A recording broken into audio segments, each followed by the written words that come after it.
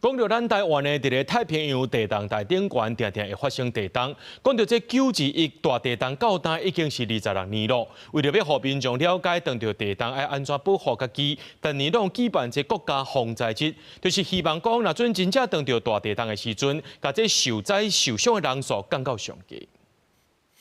会当看到搜救人员完成任务，转来洗鞋。921大地动到今已经26年，今年国家防灾日办伫9月18、19，消防局配合中央拜市伫新庄做动员演练，总共7个县市斗阵做地动演练，现场有临时的急诊、防灾师等等。在新北地区，因为发生强震的关系，新庄这个地区特别严重。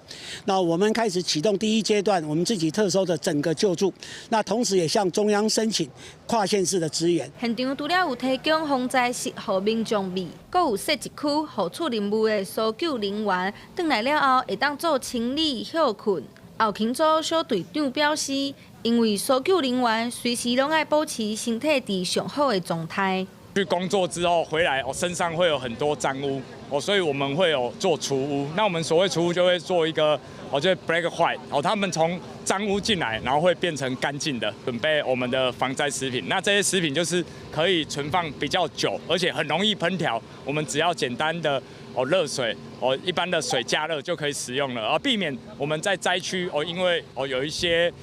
可能感染疾病的问题因为我们救灾人员就是要保持一个身体在最佳状况的地方。另外，拜5早起，因应国家防灾日，伫9点21分的时阵会发布警报短信。无语设定伫台湾东部发生规模8.5的大地动，有可能会引起小狗瘾，提醒民众爱注意。 教育部也配合中央，19收到警报时，学生爱做出拍的、暗号、稳号调这3步，互学生知影地动发生的时阵爱安怎保护家己。记者陈心彤、曾俊佑、新北市报道。